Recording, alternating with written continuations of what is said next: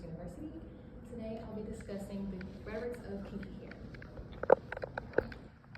So my thesis states, using a Black women's rhetorics framework, I argue that Kinky Hair functions as a site of rhetorical embodiment, resistance, and cultural and aesthetic identity. So in Black women's rhetorics, a conversation starter for naming and claiming a field of study, Regina E discusses the importance and understanding that Black women's rhetorics are rooted in their daily realities. Browdy highlights 4 major themes she identifies as being part of Black women's rhetorics. First, recentering Black women as rhetorical subjects and agents. Second, claiming Black women's lived experiences as method and theory. Third, employing all available means for necessary action. And fourth, multi-consciousness and multi-voice meaning making. So in this presentation, I will use a Black women's rhetorics framework to analyze how Black women's intentional hair choices are forms of rhetorical embodiment, resistance, and cultural and aesthetic identity in an original song that I created entitled Kinky Hair. In Browdy's fourth theme, multi-consciousness and multi-voice meaning making, she states, quote, "Since it is informed by Black women's lived experiences, Black women's rhetoric is founded on an awareness that those experiences are informed by Black women's intersecting identities, contradicting unequal positions of power, multi-lens ways of seeing and understanding the world, and multivocal ways of theorizing and communicating that understanding to others." Illustrating her fourth theme, I portrayed the way that I see and understand the world, and one of the ways that I communicate these understandings to the world is through this song. So I created this song in the spring of 2019 during my junior year of undergrad at the illustrious North Carolina Central University. I created it for my final multimodal project in my History of Rhetorics course, which is the course and the professor that specifically sparked my interest in pursuing academia as a career. I created this song with inspiration from Regina E. Speller's The Kink Factor, which I will discuss in my analysis. And this was one of the articles that allowed me to find a piece of myself in rhetoric. The song illustrates kinky hair in a positive light, discussing its versatility and how it serves as a form of rhetorical expression through intentional hairstyle choices. It was produced by and featuring my twin brother, DJ B-Rev, and without further ado, here it is. Feel free to close your eyes and listen or follow along. I have lyrics as well.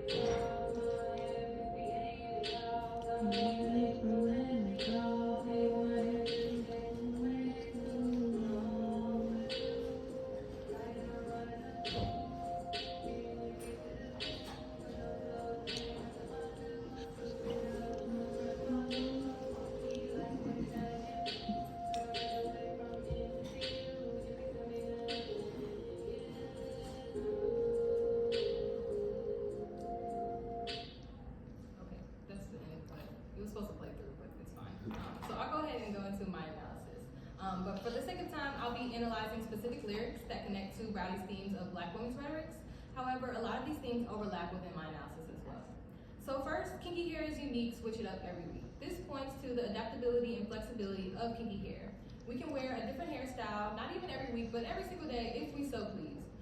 As Black women, our hair is an extension of our individual identities, essentially our aesthetic, and we can choose which crown we want to put on each day or which rhetorical expression we want to give off that day, and these are intentional choices that aid our self-identification. For example, today I have my hair down. I like to wear my hair down because it makes me feel beautiful, it makes me feel confident, and that's what I want to portray as I'm giving this presentation today. Another example, which I'm going to skip the messy bun example, but I want to go into the blow dry example because when I wear my hair blow dried, like I have a lot of hair, so it's like really big and really just kind of out there, really powerful, really bodacious, right? And so in specific instance when I wore my hair blow dried, it was very intentional that I wore it that way, but I didn't really consider where I was going. And that day I went to a job talk at my university, which is a predominantly white university. And so when I got into that space, I began to feel kind of insecure because I was the only one with my hair like in this hairstyle, right? And so, sorry, hold on 1 second. Yeah, and so I just kind of had to remind myself that this is kind of the way that we've been conditioned. And so, in Hear Me Out, Why Discrimination Against Black Hair is Race Discrimination, under Title VII, Alexis Boyd extends Title VII that prohibits discrimination based on race to include that of hair. Boyd states, quote, Black hair has always been regulated by white America due to white beauty standards and systemic racism. Because of white Americans' derogatory views and outward discrimination toward Black people, especially toward Black women's hair, Black people have had to adapt and curtail their hair to fit white standards. And so me wearing my hair in that blow-dried style in a specific space was full of resistance in this form. And I was internalizing this idea that I was inferior in this space because of how society perceives kinky hair, causing me to believe that my hair wasn't considered professional for this specific space that I was in. When this is a part of who I am, this is my identity, and I should be comfortable being me regardless of whether or not it may be considered appropriate in academic spaces, because that's the way I want to express myself that day. Another lyric, gotta make sure it's looking appealing. And so this is not really just for others, but also for myself, to boost my own confidence, my self-identification, how I want to be perceived that day. I want to feel good because when I feel good, when I look good, I feel good, right? And so me crafting my aesthetic image so intentionally can also influence others to do the same. In Black Looks, Race and Representation, Bell Hooks argues, quote, Black females learn how to negotiate their bodies from watching how other Black females construct their aesthetic images. And so here, Hooks might not specifically be talking about hair, but hair is an extension of the Black body. And this quote resonated with me because it provided me with a broader way to think about kinky hair and its rhetorical impact. So both of these lyrics connect to Browdy's second theme, claiming Black women's lived experiences as method and theory. Browdy states, quote, Black women's rhetoric challenges the private and public dichotomy that often situates rhetoric as an outward, visible, and public performance. Instead, rhetorical sites in Black women's rhetoric are also subversive and silent acts taking place both in public spaces and places, from television, social media, film, concert, arena, and political stage, as well as private spaces such as the hair salon, kitchen table, home garden, living room, or amongst homegirls. And so this illustrates both the subtle and powerful aspects of Black women's rhetoric. Now the lyrics, my body's owned by me, defined by society. This was inspired by Regina E. Speller's The Kink Factor, a womanist discourse analysis of African-American mother-daughter perspectives on negotiating Black hair body politics, in which she states, quote, as a resource that both requires and enables people to manage their movements and appearances, bodies are the property of individuals, yet are defined as significant and meaningful by society. So understanding how the body, and in this case, hair, can be viewed as a text that is read and interpreted by an audience. I chose these lyrics to illustrate how society will have their own perception of my body in relation to the standard of beauty. In New Growth, the Art and Texture of Black Hair, Jasmine Nicole Cobb states, quote, the physical brutality of the era forces us to grapple with touch and not just texture, as essential to slavery's imprint on Black hair. In this context, hair was essential not only to haptic Blackness, to theories of palpable raciality that circulated in support of racial capitalism. It also functioned as the means by which people of African descent experienced and conveyed one another. In the circumstance, the internalization of racism in regards to hair affected how those of African descent perceived one another. And this aspect of white supremacy has contributed to the negative connotations associated with hair in contemporary society. This connects to Browdy's third theme, employing all available means for necessary action.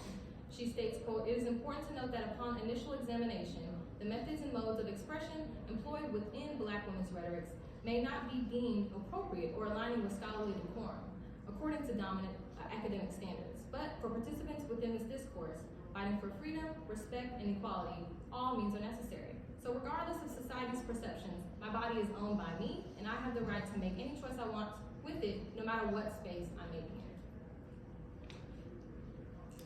The next lyrics, "My hair is my glory, it shows my personality." So this is talking about hair as self-identity and self-definition. In the Kink Factor, Spellers interviews several Black women asking open-ended questions designed to investigate how the participants identify themselves ethnically, how they define beauty, how they constructed their aesthetic images at various stages in their lives, and how others react to these aesthetic images. In one of her interviews, a woman named Jessica connects her hair to her spirituality, stating, quote, "A woman's hair is her glory. I think it's in Corinthians. My neighbor lady was telling me about it. It's in the Bible. You know, that's why I stopped cutting my hair. I came into the scriptures and I realized what it said about a woman's hair is her glory. And I said, what am I doing cutting my glory? Let me stop cutting off my glory here." And this highlights how hair can be used as an extension of spirituality, further emphasizing the rhetorical significance of kinky hair. Additionally, the lyrics, "If you touch it, we got beef, it gotta stay perfect, please." This is referring to microaggressions that us as Black women tend to get. Asking to touch a Black woman's hair is a racial microaggression disguised as a compliment. In a patriarchal, white-dominated society, it denies Black women respect, consent, and agency over their own bodies. Sometimes with microaggressions, I personally don't even realize that they're happening until after, and I think about it and I'm like, wait, hold on, what just happened, right? And so in times like this, it's important for us as Black women to advocate for ourselves to maintain agency over our own bodies. And so also, if you touch my hair, it will most likely mess up the style, right? And that kind of goes against like all the intentional effort that we put into it, the time we spent, and also it could be considered a form of haptic colonization. So colonialism. I'm actually still kind of working through this idea here. But haptic colonialism refers to the experience of colonialism and its impact through the sense of touch and embodied experience.